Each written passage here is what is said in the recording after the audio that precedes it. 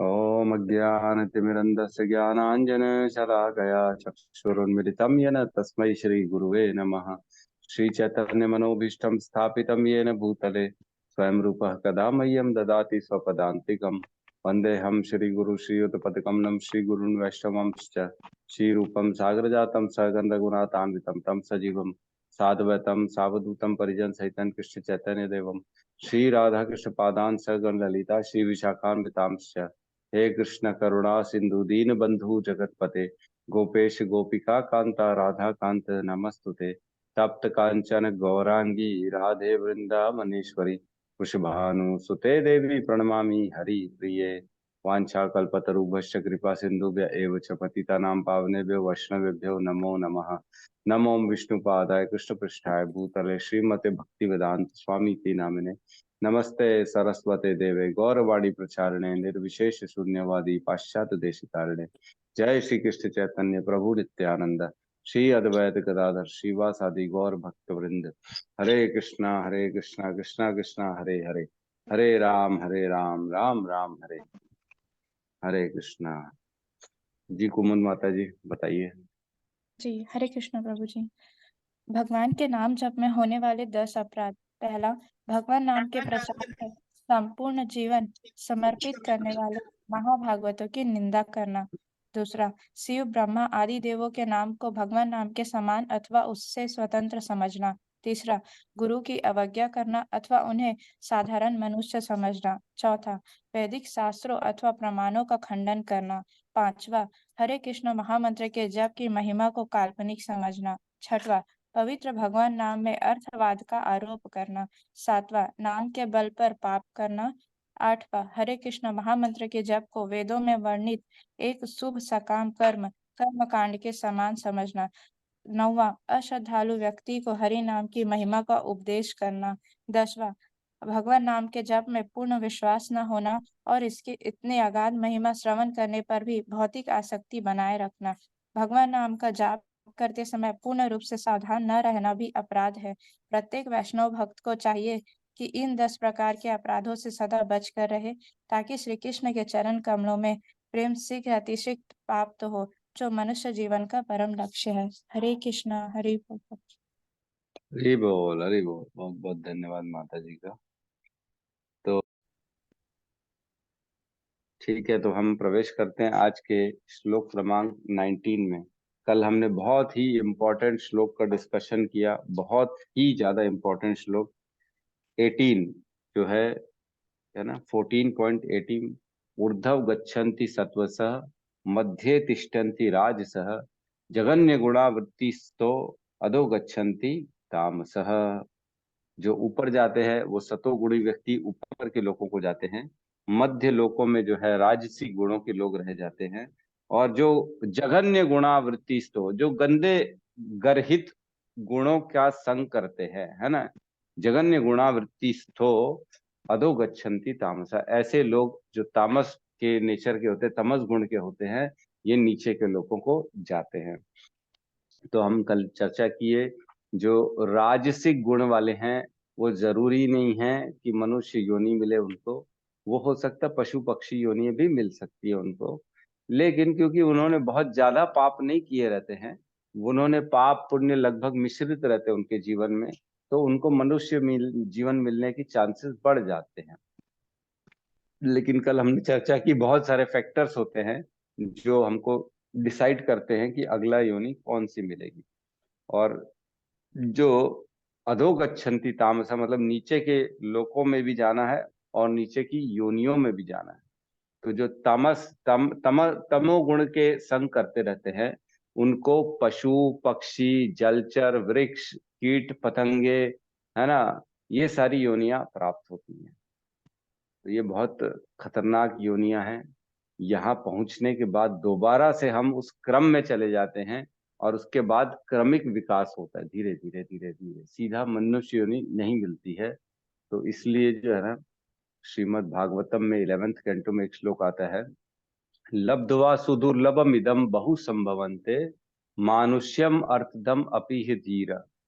मतलब बहुत मुश्किल से मनुष्य जन्म मिलता है। लब्ध्वा सुदुर्लभम इदम मानुष्यम, नहीं, लब्ध्वा सुदुर्लभम इदम बहु मानुष्यम अर्थदम, नहीं सॉरी, लब्ध्वा सुदुर्लभम इदम बहु संभवंते, है ना। बहु संभवंते मीन्स बहुत बार जो है ना जन्म मृत्यु के चक्र में फंसने के बाद जाके मनुष्य होने मिलती है। तो अगर तमोगुण का संग करेंगे तो हम उसी क्रम में चले जाएंगे, जो कि बहुत खतरनाक है। और अरे वाह, हरि बोल, किशोर प्रभु ने डाल दिया है। लब्ध्वा सुदुर्लभम इदम बहु संभवन्ते।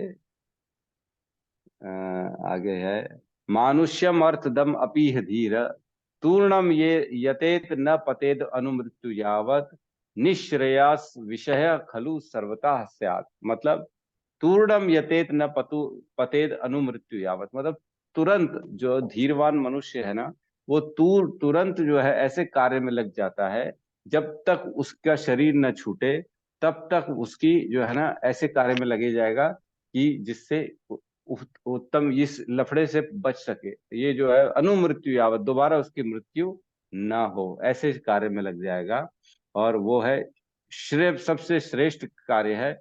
बाकी विषय जो है ना वो तो सभी योनियों में है ही है, विषय वासना सभी योनियों में है।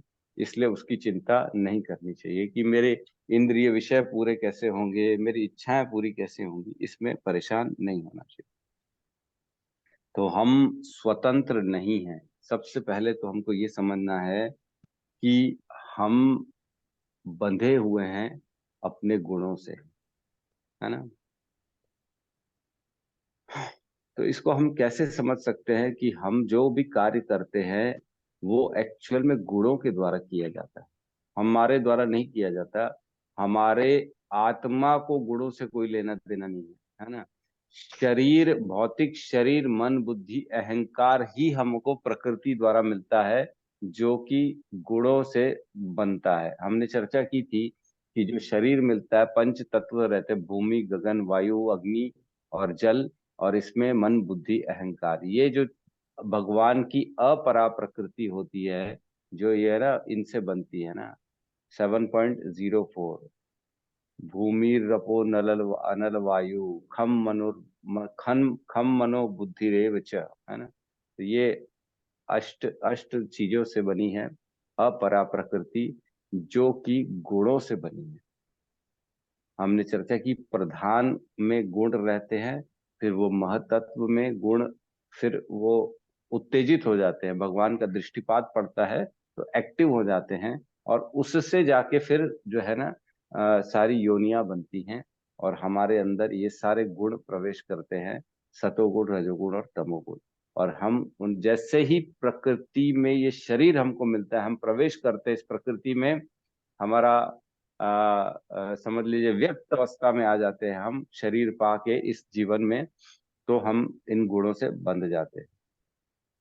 गुणों से छुटकारा पाना तभी संभव है जब कोई निर्गुण व्यक्ति आपको उसका जो है ना आपको हाथ दे। आप जैसे जल में डूबे हुए हैं, है ना, जल में डूब रहे हैं, आपके हाथ और पैर बंधे हुए हैं, तो क्या आपको दूसरा भी जिसका हाथ पैर बंधा हुआ है वो आपके हाथ पैर खोल के निकाल सकता है? आपको नहीं निकाल सकता। वो खुद बंधा हुआ है, वो आपको कैसे निकाल लेगा?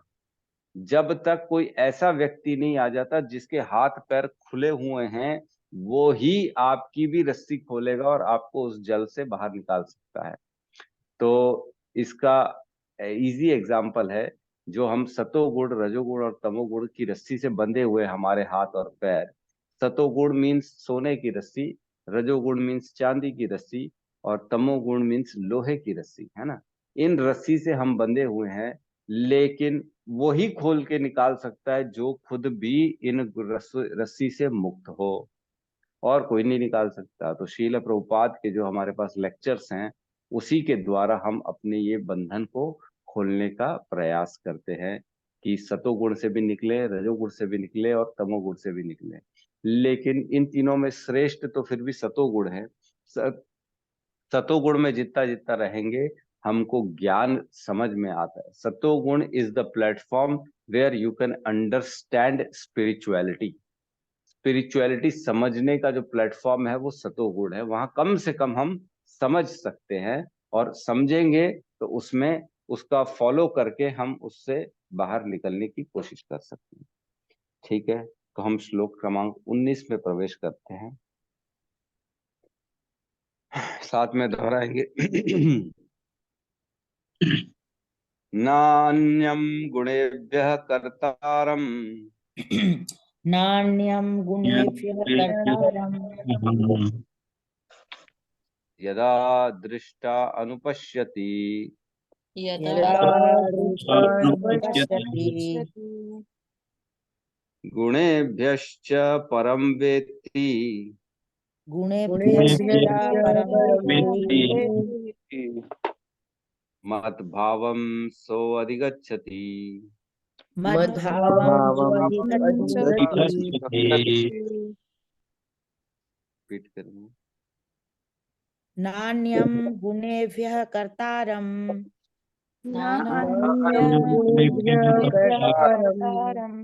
यदा द्रष्टानुपश्यति गुणेभ्यश्च परं वेत्ति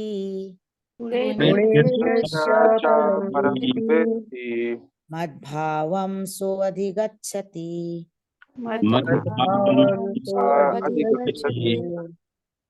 न अन्यं गुणेभ्यः कर्तारम्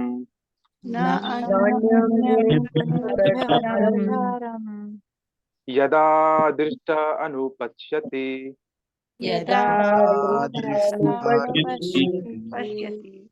गुणेभ्यः च परं वेत्ति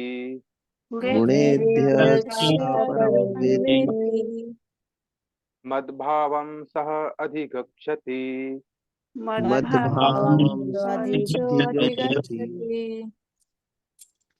अनुवाद। जब कोई यह अच्छी तरह जान लेता है कि समस्त कार्यों में प्रकृति के तीनों गुणों के अतिरिक्त अन्य कोई कर्ता नहीं है, और जब वह परमेश्वर को जान लेता है जो इन तीनों गुणों से परे है, तो वह मेरे दिव्य स्वभाव को प्राप्त होता है। श्लोक को देखते हैं। न अन्यम गुणेभ्यः कर्तारम, है ना, और यदा दृष्टा अनुपश्यति, अनुपश्यति मीन्स देखना, दृष्टा मतलब देखने वाला, है ना, जो देखने वाला है वो देख रहा है। क्या देख रहा है? वो ये देख रहा है ना अन्यम गुणेभ्यः, गुण्य के अलावा और कोई नहीं है जो करने वाला है। कर्तारम, यदा मीन्स ऑलवेज, है ना, जब ये देखता है कि गुणों के अलावा कोई कर्ता नहीं है। कौन देख रहा है? जो देखने वाला है मीन्स जीव आत्मा, जब ये देखता है कि गुणों के अलावा कोई और कर्ता नहीं है, और क्या देखता है? गुणेभ्यश्च परम वेत्ति, और वो स्वयं क्या होना चाहिए? गुणों से परे होना चाहिए, है ना, वो तीनों गुणों से बंधा हुआ नहीं होना चाहिए। जो देखने वाला है वो तभी देख पाएगा कि गुण कार्य कर रहे हैं जब वो स्वयं गुणों के अधीन ना हो। जो तमोगुण है, रजोगुण है, वो कैसे देखेगा कि गुण कार्य कर रहे हैं? उसको तो अज्ञानता रहेगी, और सतोगुण में भी ज्ञान का बंधन है, इसलिए वो नहीं समझ पाएगा। फिर भी थोड़ा बहुत समझेगा, पूर्ण रूप से नहीं समझ पाएगा। लेकिन जो पूर्ण रूप से जो गुणों के बाहर है, निर्गुण अवस्था में पहुंच चुका है, और वो देखता है कि गुणों के अलावा कोई कार्य नहीं करता। अब आगे होता है मद भावम सो अधिगच्छति, वो मेरे स्वभाव को प्राप्त होता है, वो मुझको प्राप्त करता है।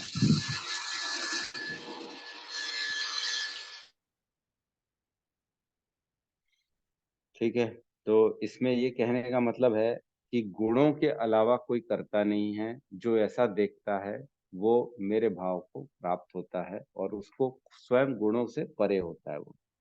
तो एक्चुअल में हम, जो आत्मा होती है वो सत चित आनंद, उसका जो होता है ना स्वभाव होता है, स्वरूप होता है सच्चित आनंद। वो स्वयं जो होता है ना, कोई कर्म में लिप्त नहीं होती है। हमने भी पढ़ा था 13वें अध्याय में, न लिप्यते, न करोति न लिप्यते। कौन सा श्लोक है, निकालेंगे क्या कोई? न करोति न लिप्यते। तो ऐसी जो आत्मा होती है वो क्या करेगी जब वो उसमें लिप्त ही नहीं होती है? तो इंसान करता क्यों है? मजबूरी में करता है। कैसे करता है? क्या होता है जो ये सब उसके अंदर आता है, वो क्यों इतना जो है चीजों से प्रेरित हो जाता है, या अपनापन परायापन, ये सब कहाँ से आता है। तो ये सब जो है ना, जब तक हमारी चेतना 13.32 प्रभु जी ने डाल दिया है, 13.32 को देखते हैं एक बार। हाँ, है ना, पेज नंबर 486। इसमें कहते हैं शाश्वत दृष्टि संपन्न लोग यह देख सकते हैं कि अविनाशी आत्मा दिव्य शाश्वत तथा गुणों से अतीत है।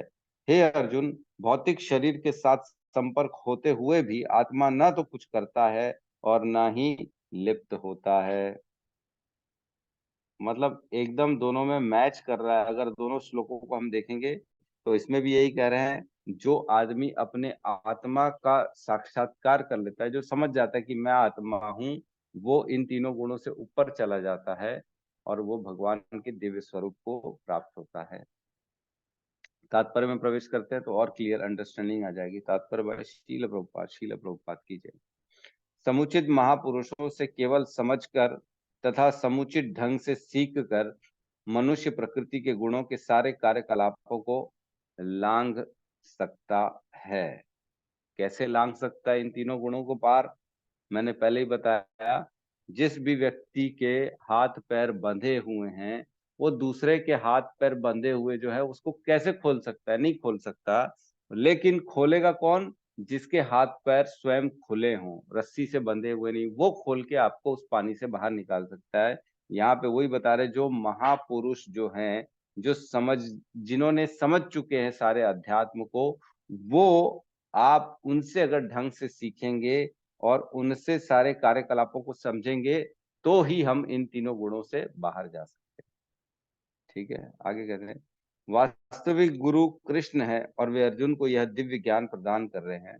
तो बेसिकली ये ज्ञान कुरुक्षेत्र में अर्जुन को भगवान कृष्ण द्वारा दिया गया, क्योंकि वो स्वयं बंधा हुआ था रजोगुण से। उसके अंदर जो था ना, परिवार का संग, अपने पितामह की जो है ना केयर आ गई थी। ये मेरे पितामह है, ये मेरे गुरु है, मैं मतलब राग जो संग का काम है ना, वो आ गया था इनके अंदर कि मैं कैसे अपने परिजनों को मारूं, है ना। तो यहाँ पे गुरु भगवान कृष्ण ने उनको पहला पहला ज्ञान दिया इसका। इस प्रकार जो लोग पूर्णतः कृष्ण भावना में भावित हैं, उन्हीं से प्रकृति के गुणों के कार्यों को, इस ज्ञान को सीखना चाहिए। तो हमारे आचार्य जो प्रॉपरली खुद भी गुणों के परे हैं, उनसे हमको सीखना चाहिए। तो ऐसे ना बहुत सारे एग्जाम्पल हैं हमारी ही संस्था में जो गुणातीत हैं। होना बड़ा मुश्किल है, लेकिन हैं। ऐसे बहुत से आचार्य हैं, हमने देखा। इवन जो है ना, चैतन्य महाप्रभु के समय भी जो है ऐसे उनके डिसाइपल्स थे उस समय भी, जो उनके लिए सब कुछ करने के लिए तैयार थे। छोटा हरिदास ठाकुर जिसकी कथा आती है, जिसकी आसक्ति हो गई एक दान देने वाली जो कन्या थी उससे, महिला से, वो उसके यहाँ से दान लेके आता था। तो चैतन्य महाप्रभु ने कहा कि छोटे हरिदास ठाकुर, तुमने ये गलत कर लिया, तुमको ऐसा करना नहीं चाहिए, अब मैं तुम्हें देखना नहीं चाहता हूँ। तो इतना कहा और उनको ये आभास हो गया कि मैं जो है गुणों के अधीन हूँ, और उन्होंने अपने आप को जो है ना सुसाइड कर लिया था, है ना, पानी में कूद के जान दे दी थी उन्होंने। तो इस प्रकार समझ सकते हैं कि हम गुणों से बंधे हुए हैं, लेकिन जो समझना ही नहीं चाहेगा, जो गुणों से बंधे हुए हैं, वो नहीं समझ सकते। लेकिन एक जो प्रॉपर आचार्य है, उनकी कथन के हिसाब से हम समझ सकते हैं। वो समझाएंगे तो हम समझें। ठीक है, अन्यथा मनुष्य का जीवन कुमार्ग पे चला जाता है। प्रामाणिक गुरु के उपदेश से जीव अपना आध्यात्मिक स्थिति, अपने भौतिक शरीर, अपनी इंद्रियां तथा प्रकृति के गुणों के अपनी बद्ध अवस्था होने के बारे में जान सकता है। बहुत इंपॉर्टेंट लाइन है। बद्ध अवस्था को समझने के लिए क्या क्या जानना पड़ेगा? अपने मन के बारे में, अपने शरीर के बारे में और अपनी इंद्रियों के बारे में। और ये समझना पड़ेगा कि ये तीनों चीजों में गुण ही हैं जो इफेक्ट डाल रहे हैं, मन में, शरीर में और इंद्रियों में, है ना, यही लिखा ना, दृष्टा अनुपश्यति। क्या देखना है कि हमारे इंद्रियों को गुण कैसे प्रभावित कर रहे हैं, हमारे मन को कैसे गुण प्रभावित कर रहे हैं, हमारे शरीर को कैसे गुण प्रभावित कर रहे हैं। तो कैसे देखेंगे, ये हम देख सकते हैं अपनी पसंद नापसंद, है ना। मेरे को ये खाना पसंद है, मेरे को वो खाना नहीं पसंद है, तो हम हमारे अंदर में विश्लेषण कर सकते हैं कि मेरे अंदर ये गुण है, इसलिए मैं खट्टा खा रहा हूँ, ज्यादा तीखा खा रहा हूँ, मैं मेरे को ज्यादा चटपटा खाना पसंद है। क्यों? क्योंकि आपके अंदर वो गुण की प्रधानता है। तो किसी भी पैटर्न में, खाने की बात हो गई, सुनने की बात हो गई, सोने की बात हो गई, जगने की बात हो गई, कोई उठ नहीं पा रहा है, सुबह 4 बजे 5 बजे भी नहीं उठ पा रहे, 6 बजे भी नहीं उठ पा रहे, तो क्या बात है, रजोगुण की प्रधानता है, इसलिए नहीं उठ पा रहे। सतोगुणी होगा तो रात को 12 बजे भी सोएगा तो भी नींद उसकी 3:30 बजे खुल जाएगी। है ना, बड़ा मुश्किल है निद्रासन पे विजय प्राप्त करना। निद्रा और तंद्रा दो बहनें हैं, ये मालूम है।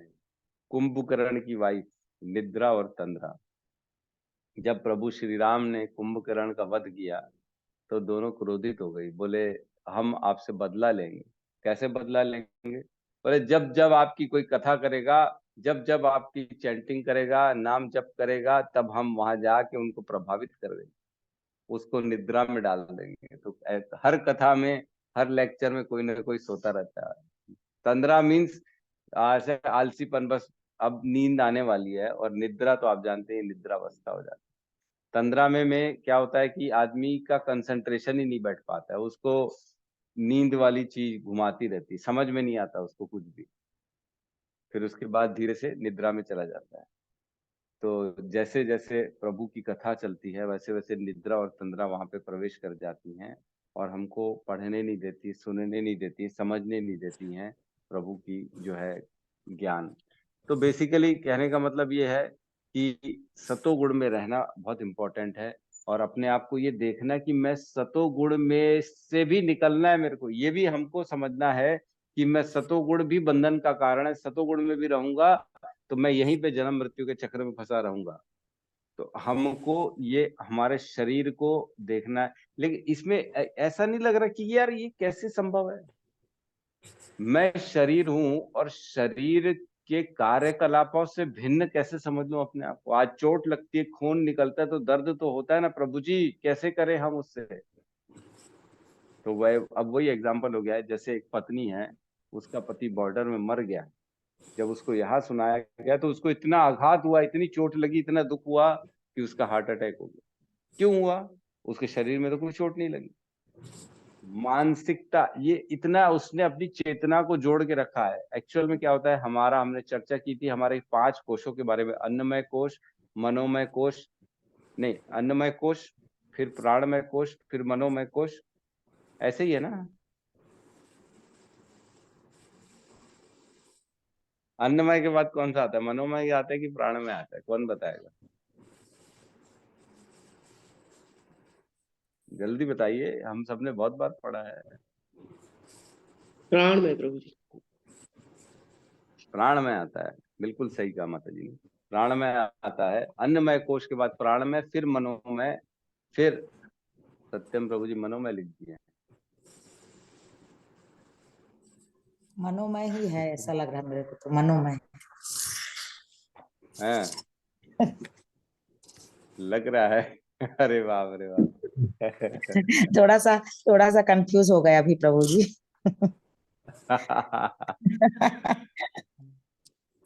प्रभु जी, अन्नमय, प्राणमय, मनमय और विज्ञानमय, उसके बाद जो आनंदमय। हाँ प्रभु जी, लास्ट में आनंदमय। यही सही देखा। है, यही सही है। अभी प्रभु जी ने कहा बड़े वही दिनों सही है। हाँ, सोनाली माता भी बड़े कही दिनों बाद अमृत प्रभु आए जी हैं जी। बाजार में, उनके वाक्य सुनने को मिले। नहीं प्रभु जी, मैं आता हूँ, बस साइलेंट रहता है, मेरा म्यूट रहता है।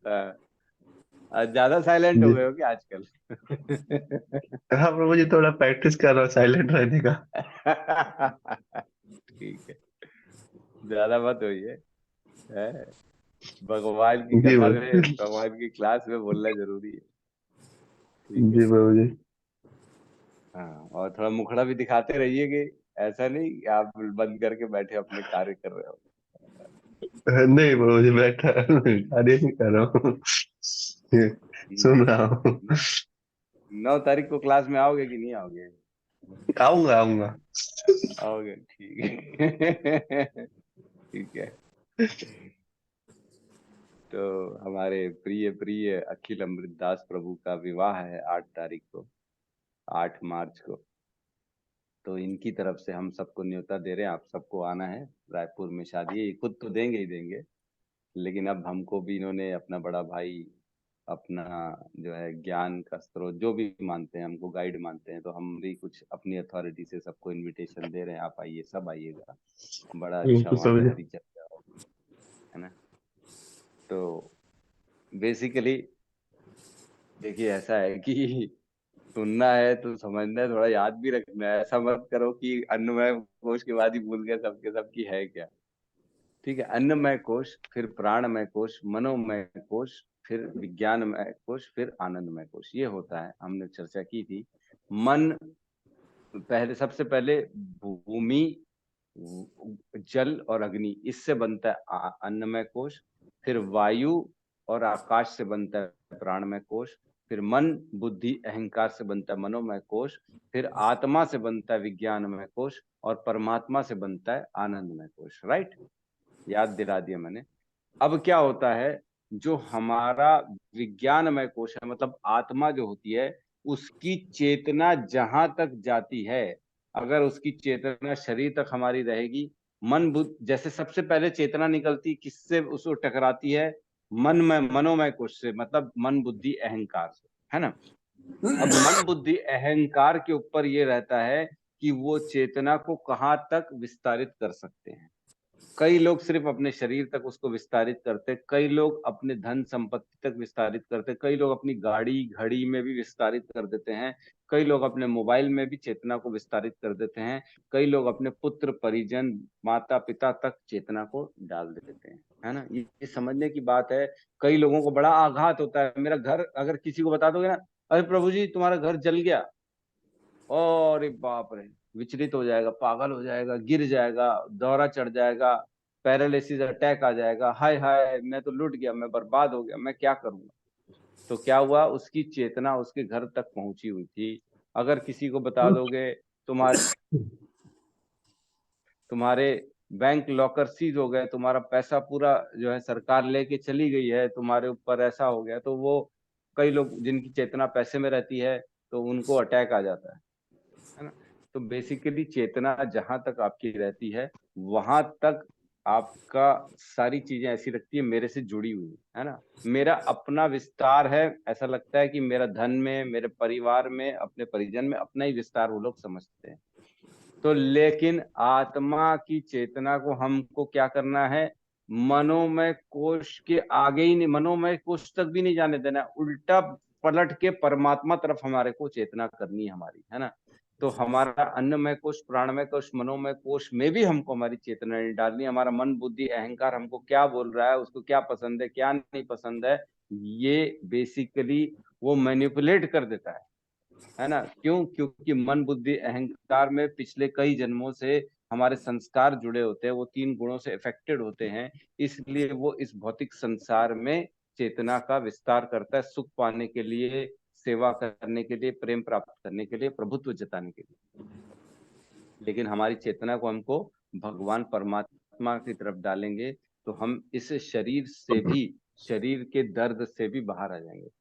जैसे हाथ कट गया, पैर कट गया, खून निकल गया, तो चेतना हमारी जो होती है ना, जितना शरीर में रहेगी उतना ज्यादा दर्द होगा। जितना शरीर से कम आसक्त रहेंगे, उतना हमारे को दर्द भी कम होगा। इसका थोड़ा तो आप लोग भी सब अपने जीवन में एग्जाम्पल किए होंगे। कई बार ऐसा चोट लग जाती, पता ही नहीं पड़ता है, ध्यान नहीं रहता ना जब चोट में, बाद में देखते अरे ब्लड कहाँ से आ रहा है, ब्लड निकल रहा है, पता ही नहीं पड़ा चोट कहाँ लगी। होता है कि नहीं होता? सबने ऐसे ये नोटिस किया होगा। कभी हाथ, कभी चलते फिरते कहीं से ब्लड निकल गया, बाद में पता पड़ता है अरे इतना चोट लग गया, मेरे को तो पता ही नहीं पड़ा। और अगर वही चेतना रहेगी, आपके सामने हल्का सा एक सुई का इंजेक्शन भी लगाया जाता है तो चेतना पूरी उसी जगह पे चली जाती है और इतना दर्द होता है, अरे बाप रे मेरे को इंजेक्शन लगा दिया, जबकि इंजेक्शन लगाने से कुछ भी नहीं हो रहा है, दर्द नहीं हो रहा। तो कहने का मतलब है जितना हम इस शरीर में, अंगों में, अपने मन, बुद्धि, अहंकार में चेतना डालेंगे, उतना ज्यादा हम उससे प्रभावित रहेंगे। ठीक है, मेरे ख्याल से थोड़ा सा क्लियर हो रहा होगा इसमें कि चेतना और ये हमारे शरीर, इंद्रियां, मन, इन सब से हमको हटाना है ना। जितना जितना हम अपने आप को अपने शरीर से अलग देखेंगे कि ये मेरी पसंद नहीं है, अरे खट्टा खाना जो है ना, ये तो खाली इसकी इच्छा होती है, मन की, मन तो इच्छा करता रहता है, हटाओ, ऐसा नहीं है ना। शरीर में छोटी सी चोट लग गई, अरे छोड़ो कोई बात नहीं, कोई फर्क नहीं पड़ता, मैं शरीर थोड़ी हूँ, मैं तो आत्मा हूँ।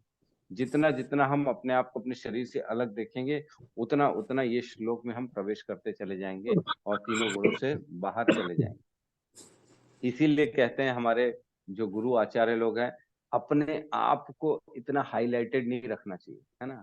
आजकल क्या हो गया, पिक्चरों में एकदम ट्रेंड हो गया है, आई लव माई सेल्फ, मैं अपने आप की फेवरेट हूँ, मैं अपने आप को पसंद करती हूँ, मैं अपने आप को खूबसूरत बनाना चाहती हूँ, मैं अपने शरीर का ख्याल रखना चाहती हूँ, मेरे हाथ ऐसे होने चाहिए, मेरा पेडिक्योर मैनिक्योर होना चाहिए, मेरा ब्लीच होना चाहिए, मेरा ये फेशियल होना चाहिए, मैं गोरा होना चाहिए, मैं काला होना चाहिए। अरे बाप रे बाप, इतना शरीर से आसक्ति होगी तो शरीर में अगर चोट लगेगी, कोई तकलीफ होगा तो कितना ज्यादा उसको दुख होगा। इसीलिए लोग दुखी होते हैं, क्योंकि वो बचपन से अपने शरीर के पीछे इतना इतना इतना काम करते, इतनी मेहनत करते हैं, मेरे को दुबला होना है, मेरे को गोरा होना है, मेरे को पतला होना है, मेरे लंबे बाल होने चाहिए, मेरे ऐसे होने चाहिए, वैसे होना चाहिए। जितना जुड़ेंगे उतना परेशान हो जाएंगे, उतना हम उसमें फंसते चले जाएंगे, हमारी चेतना को उतना फंसाएंगे और उतना हम गुणों के अधीन होते चले जाएंगे। ठीक है, तो अपने आप को हाईलाइट ना करें, अपने आप से प्रेम सिर्फ ऐसे करें कि ये शरीर मेरे को प्रभु ने दिया है और इस शरीर का उपयोग करके, भोग करके नहीं, दो चीज होती है, शरीर का भोग करना और उपयोग करना, दोनों में अंतर है। अगर हम भोग करेंगे तो फिर तो शरीर शरीर की खुशी के लिए, मन, बुद्धि, अहंकार की खुशी के लिए जो होगा कार्य करेंगे, लेकिन उपयोग करेंगे तो आत्मा के उद्धार के लिए कार्य करेंगे, है ना। दोनों में फर्क है। आगे बढ़ते हैं, नहीं तो फिर समय निकल जाएगा। वह इन गुणों की जकड़ में होने से असहाय होता है, लेकिन अपनी वास्तविक स्थिति देख लेने पर वह दिव्य स्तर को प्राप्त कर सकता है, जिसमें आध्यात्मिक जीवन के लिए अवकाश होता है। तो अपने आप की वास्तविक स्थिति को देखना है बेसिकली हमारे को।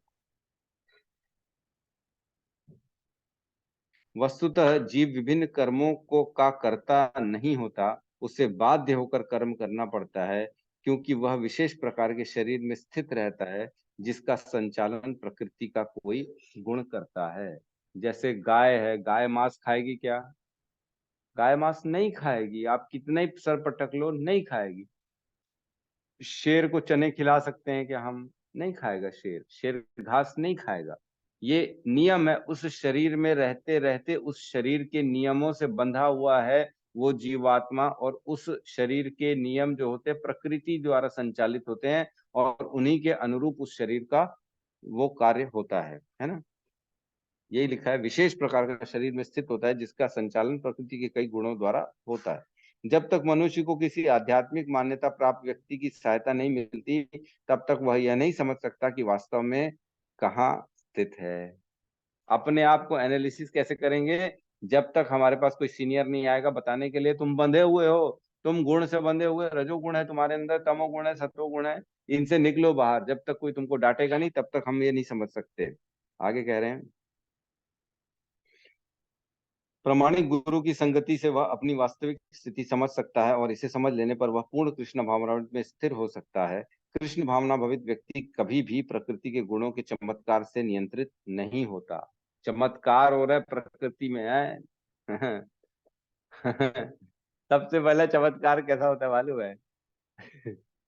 जब कोई लड़की किसी लड़के को देख के बड़ा ऐसा ऐसा ऐसा इशारा कर दे, तो उस लड़के के अंदर चमत्कार हो जाता है एकदम, अरे बाप रे ये क्या हो गया, तो उसकी तो दुनिया पलट जाती है कि नहीं? क्या हो गया उसके साथ? चमत्कार हुआ कि नहीं हुआ? बड़ा खुश हो जाएगा वो, उसके तो 4 दिन तक खुश, घर में भी खुश, बाहर भी खुश, जबकि कुछ था नहीं, वो लड़की को बीमारी थी ऐसा ऐसा करने की है, बीमारी के वश में ऐसा ऐसा कर दी वो, और लड़का खुश। तो हुआ क्या इसमें? ये ही है प्रॉब्लम, यही है प्रॉब्लम वो जो है, ये से चमत्कारों से जो है गुण गुण जो है हमारे जागृत हो जाते हैं।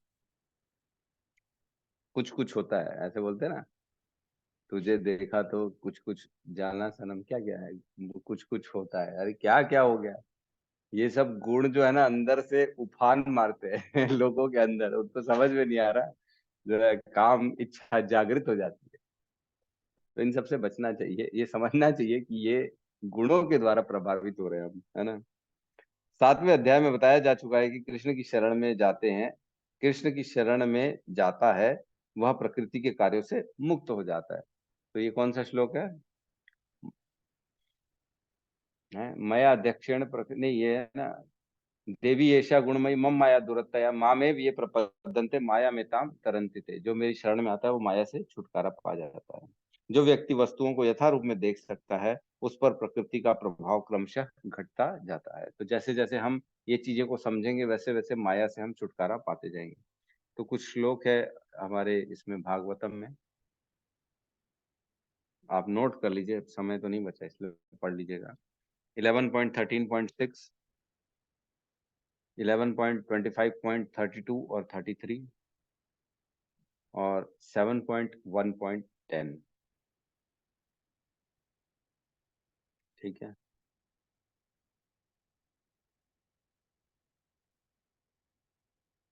लेकिन एक चीज है, जैसे भौतिक कार्यों को आत्मा नहीं करती है, तो क्या चैंटिंग भी आत्मा नहीं करती है? आध्यात्मिक कार्यों को आत्मा करती है कि नहीं करती है ना। इसको हम इस पे कल चर्चा करेंगे, सबके लिए होमवर्क है, याद करिए। हम ये तो समझ रहे हैं न करोति न लिप्यते, अभी हमने पढ़ा 13.32 में कि आत्मा तो कोई कार्य न करती है न उसमें लिप्त होती है, तो वो तो भौतिक स्थिति में जब तक रहे तब तक नहीं लिप्त होती है। तो क्या आध्यात्मिक कार्य भी जो हम करते हैं, कृष्ण की सेवा करते हैं, उसमें आत्मा लिप्त होती है कि नहीं लिप्त होती है? हम्म, ठीक है। क्वेश्चन समझ में आ रहा है कि नहीं? आ रहे हैं प्रभु जी, आ रहा है ना? आ रहे हैं। ठीक है ऐसा नहीं अन्नमय कोश के बाद मनोमय कोश बोलते हैं फिर कल अरे हमको तो ये पता ही नहीं पड़ा। ठीक है, तो किसी का कोई प्रश्न है तो हम ले सकते हैं। और एक बार अच्छी तरह समझा दीजिए प्रभु जी। क्या क्या समझाना कोई बताइए। अभी जो क्वेश्चन बताए। हाँ, क्वेश्चन ये है कि भौतिक कार्यों को आत्मा नहीं करती है, आत्मा उन कार्यों में न लिप्त होती है न करने वाली होती है। भौतिक कार्य सारे के सारे शरीर के द्वारा गुणों द्वारा प्रभावित होकर किए जाते। ठीक है। प्रकृते क्रिया मणानि गुणे कर्माणि सह सर्वश अहंकार विमूढ़ आत्मा कर्ता अहम इति मन्यते। अहंकार के कारण लगता है कि हम कर रहे हैं, लेकिन एक्चुअल में कार्य जो होता है ना गुणों के अधीन रह के किए जाते हैं। तो क्या हम जो चैंटिंग कर रहे हैं, जो कृष्ण की सेवा कर रहे हैं, जो आध्यात्मिक कार्य कर रहे हैं, वो भी शरीर के द्वारा कर रहे हैं कि आत्मा के द्वारा किए जा रहे हैं? समझ में आ रहा है? क्वेश्चन के जी ऊपर से जा रहा जी समझ गए है। थोड़ा मतलब क्वेश्चन कितना गहरी गहरी बातें चल रही है गीता में, समझ में नहीं आता क्यों। जो पकड़ लेगा तो पकड़ लेगा, जो नहीं पकड़ पाएगा उसके लिए बड़ा मुश्किल है ये सब सवाल समझना। अरे सवाल ही क्या हो रहा है यही समझ में नहीं आ रहा है यहाँ पे, है कि नहीं? तो बड़ा टिपिकल है भगवत गीता, पूरा साइंस है ये, इतना इजी नहीं है समझना। हर एक विषय को, इंद्रियों को अलग समझना, इंद्रियों के विषयों को अलग समझना, मन को अलग समझना, शरीर को अलग समझना, शरीर के तत्वों को अलग समझना, गुणों को समझना, आत्मा को समझना, परमात्मा को समझना, और इन सब का आपस में लेन देन को समझना। आपस में कौन कर क्या रहा है, किसके कारण कौन प्रभावित हो रहा है, किसको प्रभावित नहीं होना चाहिए, और किसको इन सब से अलग रहना चाहिए, लेकिन वो इन सब के बीच में रह के अपने आप को समझ रहा है कि मैं कर रहा हूँ। बाप रे बाप, हो क्या रहा है ये सब, बड़ा भयंकर टाइप का जो है ना, ये फंसा दिए प्रभु जी भगवत गीता की कोर्स में हमारे को आपने जोड़ के। तो बिल्कुल सही है, हमको ये समझेंगे तो निकल जाएंगे बाहर, ये समझना बहुत जरूरी है। यस अनिल प्रभु। हरे कृष्ण प्रभु जी। ये प्रभु जी, हरे कृष्णा। ये एक्चुअल में जो क्वेश्चन मैं पूछने वाला हूँ ना, मैं आज सडनली जब सो के उठा ना, तो मेरे माइंड में अचानक से क्लिक किया। और मुझे लगता है इसका क्वेश्चन इसी में है, लेकिन मैं सोचा हूँ और आप अच्छे से इसको बताएं। मेरा क्वेश्चन ये था प्रभु जी, जैसे कि हम चैप्टर पढ़ रहे हैं प्रकृति के 3 गुण, और हम जानते हैं कि जो तीनों गुण है, सतोगुण रजोगुण तमोगुण, हम तीनों गुणों से बद्ध हैं समस्त मानव जाति। तो ये तो मानव की बात होगी। अब बच गए 83,99,999 जीव। तो क्या ये हम्म, भी तीनों गुणों के अधीन रहकर काम करते हैं? खाना खाना, जैसे कि मैं गली मोहल्ले में देखता हूँ कि किसी ने रोटी डाल दिया, अब एक कुत्ता आया, हम्म, अब पीछे से एक और कुत्ता आया, अब वो एक दूसरे कुत्ते को देख के गुर्राता है कि ये मेरा खाना मैं खाऊंगा, तो पहला वाला वो दूसरे कुत्ते को भगा देता है ना। अब वो जो कुत्ता वो खुद ही खा जाता है और दूसरों को देता भी नहीं है। तो इसका मतलब उसमें रजोगुण है कि इसको मुझे प्राप्त करना है, मैं किसी को नहीं दूंगा। ऐसा होता है क्या? तीनों गुणों के कारण ये सब हो रहा है क्या, मतलब जीव जंतु? बहुत अच्छा क्वेश्चन है, बहुत अच्छा क्वेश्चन है। मतलब रियली ऐसा लग रहा है ये क्वेश्चन सुन के कि वाकई में आप समझने की कोशिश कर रहे हो कि हम पढ़ क्या रहे हैं। ये क्वेश्चन से समझ में ये आ रहा है कि आप प्रयास प्रयास कर रहे हैं। जैसे कल हमने चर्चा की थी कि तीनों गुणों को देखना है हमको कि कौन किससे कितना प्रभावित है। तो बिल्कुल सही है। तो इन सब से कौन सहमत है कि जो पशु पक्षी जानवर भी होते हैं वो भी गुणों से प्रभावित है, और उनके अंदर भी ऐसे जैसे बता रहे कुत्ता दूसरे से लड़ रहा है, तो क्या वो रजोगुण से प्रभावित है? तो ये हो क्या रहा है, कौन बताने की कोशिश कर सकता है?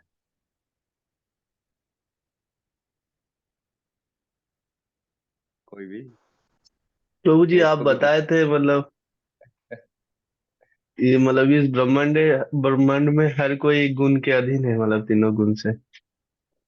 हाँ, ये तो बिल्कुल सही है जी। प्रभु जी ने एकदम फंडामेंटली तो ये क्लियर है कि ऐसा ब्रह्मा जी भी नहीं है जो गुणों से प्रभावित नहीं हुए हैं। कल भी हमने चर्चा की, ब्रह्मा हो, इंद्र भी अहिल्या के पास चले गए थे गुण के कारण भोग करने के लिए।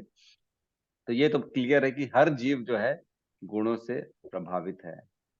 लेकिन प्रभु जी का आंसर ये जो है ये क्लियर नहीं है कि वो जैसे कुत्ते आपस में लड़ रहे हैं तो वो कैसे समझे कि कौन से गुण से कौन प्रभावित है, क्यों ये कौन से गुण में रहते हैं, इनका क्या गुण से चेंज हो सकते हैं कि नहीं हो सकते हैं, है ना। ये कौन कौन इनको जो है बांध रहा है, कैसे हो रहा है चीजें, कुछ बताने की कोई कोशिश करेगा? प्रभु जी उन लोग चेंज तो नहीं हो सकता, जो जिस गुण में है उन्हीं गुण में रहेंगे। हम्म।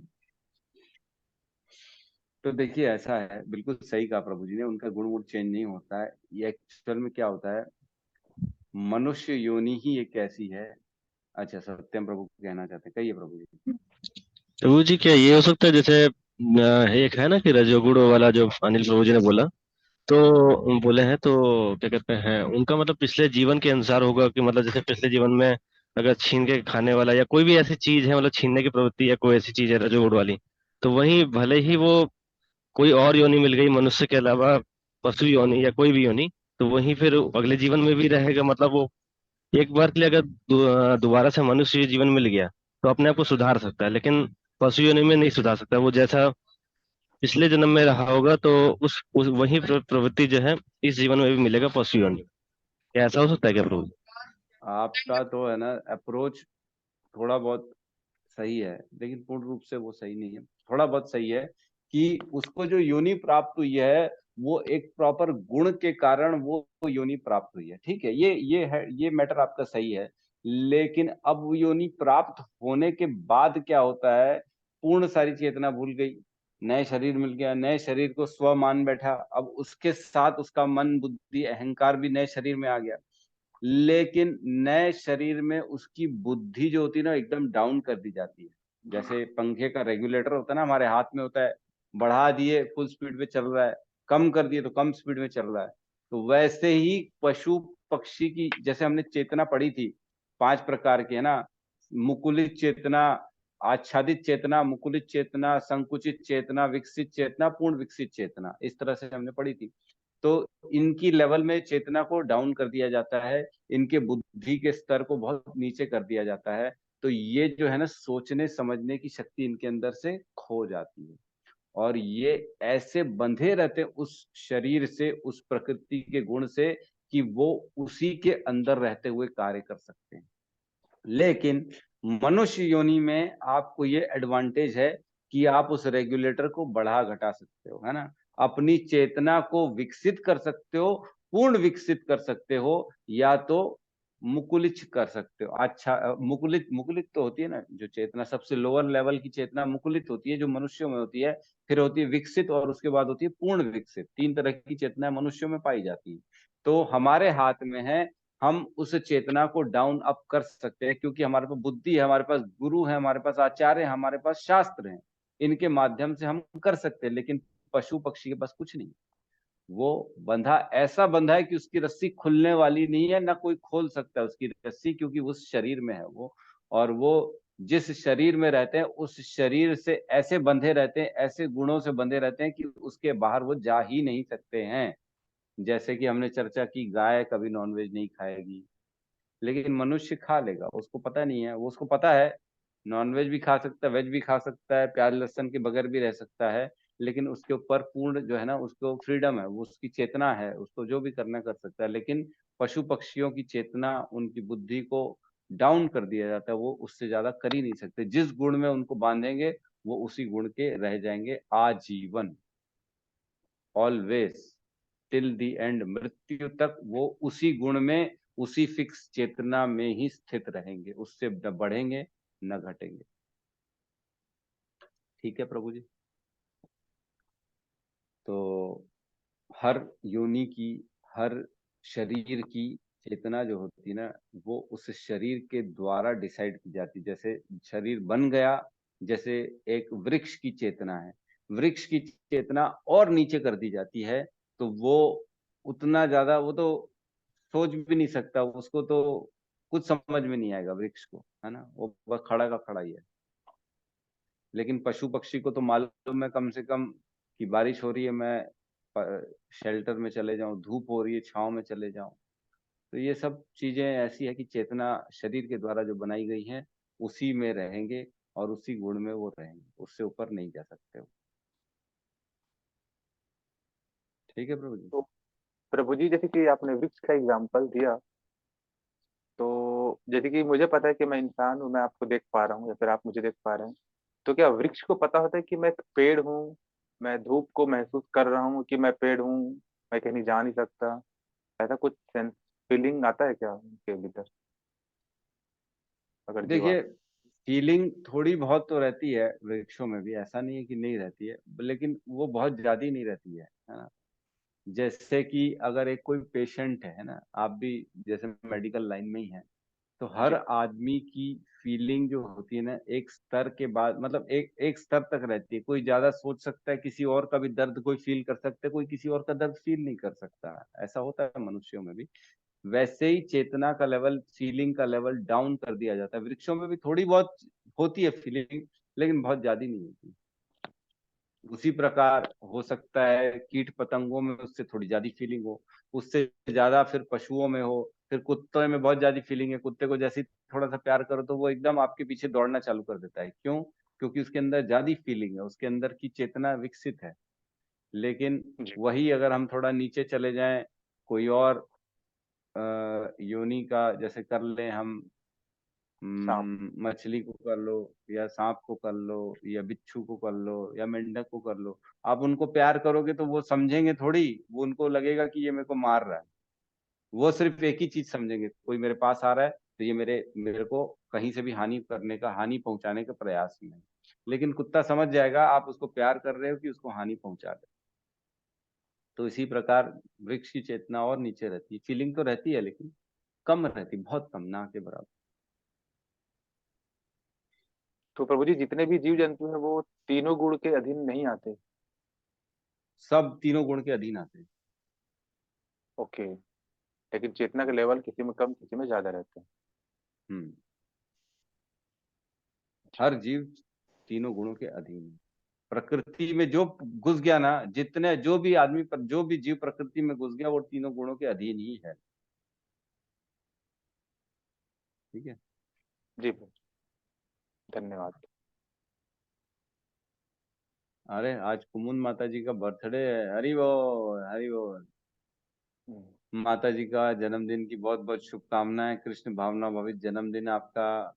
आपके उज्जवल भविष्य, आपकी उज्जवल भक्ति, शुद्ध भक्ति की चेतना का विकसित करे आपके अंदर। हम कृष्ण राधा गोपीनाथ से विनती करेंगे कि आपको अपने चरणों में उनके दिव्य प्रेम की प्राप्ति करें। और माता जी बहुत ही सिंसियर हैं। माता जी हमेशा लगी रहती हैं, चैंटिंग भी करती हैं और हमेशा भगवत गीता की क्लास में आती हैं। तो आपको हमारी तरफ से बहुत बहुत बधाइयाँ, शुभकामनाएं। और बाकी सब लोग भी माता जी को बधाई दे सकते हैं।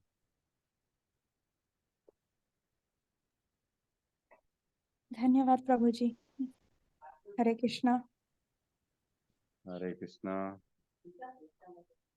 माता जी से पहली बार मेरी मुलाकात अभी हुई जब हम गए थे मायापुर, तब मैं माता जी से वो जान पाया। और माता जी काफी सिंसियर हैं, समझदार हैं। तो सब आप अपने अपने जो है ना चैंटिंग ग्रुप में विश कर सकते हैं, चाहे माता जी को पर्सनल में विश कर सकते हैं।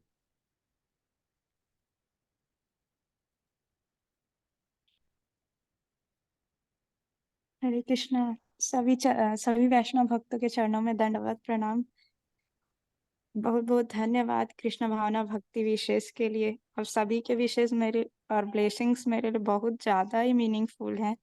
मैं कोशिश करूंगी कि मैं हमेशा कृष्ण जी की भक्ति में लीन रह पाऊं और आप सभी के आशीर्वाद को आत्मसात कर पाऊं और ऐसे ही भक्ति में आगे बढ़ने की कोशिश करूंगी। धन्यवाद। हरे हरि कृष्णा। बोल। हरि बोल। हरे कृष्णा हरि माता बोल। जी, आप चेहरा दिखा दीजिए थोड़ा सा आज विशेष करके। हरे कृष्णा हाँ, माता जी। भगवान दंडवत प्रणाम। हरी हरी बोल। हैप्पी कृष्णा हरि कॉन्शियस बोल माता जी। भाभी जन्मदिन की बहुत बधाई। धन्यवाद माता जी। बहुत बहुत धन्यवाद माता जी। हैप्पी कम कृष्ण से कम जन्मदिन के दिन आपको पूरा वीडियो ऑन करना चाहिए था माता जी आज। जी प्रभु। ठीक है, तो बहुत बहुत शुभकामनाएं। और आप बहुत बहुत अगर धन्यवाद। देश आए, आज आज तो संडे भी है, तो आपके बर्थडे का हम सेलिब्रेशन कर सकते हैं आज। जी कुछ अगर संभव हो तो आइए, 11 बजे हमारी जो क्लास होती है उसमें आइए। जी और जी प्रभु। जी जी, ठीक है। ठीक है, तो हम यहाँ पे आज के क्लास को विराम देते हैं और सब मिलके हरे कृष्ण महामंत्र का जाप कर लेते हैं। हरे कृष्णा हरे हरे कृष्णा कृष्णा कृष्णा कृष्णा कृष्णा हरे हरे हरे, हरे, हरे राम हरे हरे राम, राम राम हरे राम राम हरे राम हरे, राम हरे हरे। राम राम हरि हरि। सभी भक्त सभी वृंद भक्त की वृंद की जय। जय। जय जगत सद्गुरु गुरु श्रील शील प्रभुपाद प्रभुपाद की की जय। जय। जय निताई गौर प्रेमानंदे। हरि हरि हरि हरि हरि बोल। बोल। हरि हरि हरि बोल। हरि हरि हरि हरी हरि बोल। हरि। हरि हरि हरी हरि हरी बोल।